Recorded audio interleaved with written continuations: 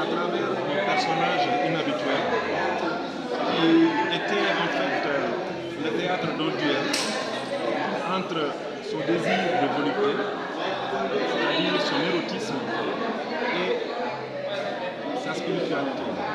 Il voulait quand même côtoyer la lumière, il voulait réussir sur le plan spirituel, mais il y avait la femme avec son pouvoir envoûtant, il y avait le désir charnel, parce que lui, il a vécu au village jusqu'à l'entrée en sixième, et il a eu de la part de sa tradition et de ses coutumes, de sa religion, des valeurs qui lui ont été transmises par son père et par son village.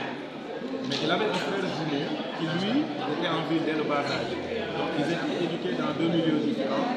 Ce qui fait que son frère jumeau n'avait pas cette barrière psychologique à vivre sa vie comme il voulait. Par contre, lui avait un problème par rapport à cela.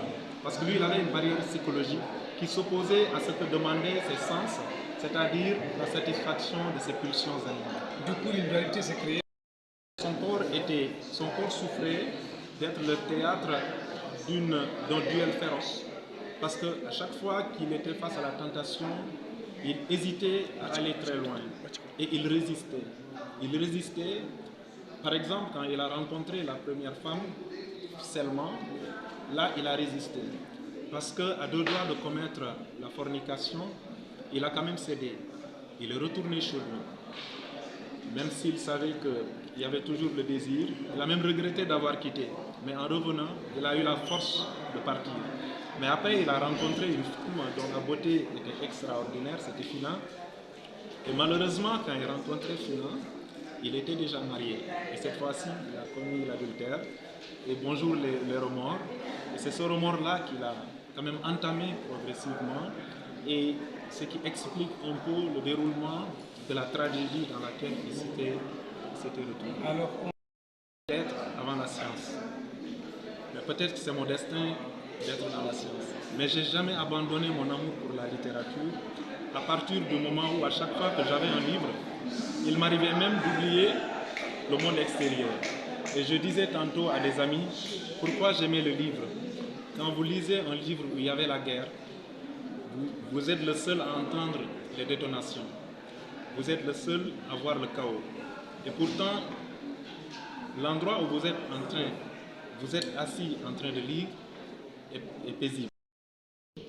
Qui a pris un risque qui, malgré son air mythique, apporte par son idylle et par son génie la lumière qui éclaire la pensée et qui donne à l'esprit le pouvoir de créer des univers, de donner les ailes à l'imagination, de façonner des personnages et de donner une vie au néant. Oui, une vie. Pour paraphraser Fernando Pessoa, un grand écrivain et poète portugais de la fin du XIXe siècle, qui disait, je cite, « La littérature est la preuve que la vie ne suffit pas. » C'est par cette magie que le linceul du désir, qui fait cohabiter le désir de la mort et le plaisir et le entre sa biologie, c'est-à-dire sa libido, et sa quête d'une vie vertueuse. Il aspirait au salut et avait le devoir de résister à la tentation. Au cours de sa mission, il fera ainsi face à une triade, la femme et son pouvoir envoûtant, la tradition et enfin la religion. Ces trois forces, telles un vent violent, l'emporteront dans un tourbillon de délire où il cherchera peut-être à assouvir ses pulsions ou à tenir bon, malgré l'excitation à vouloir céder à la frénésie de ses sens. Va-t-il survivre?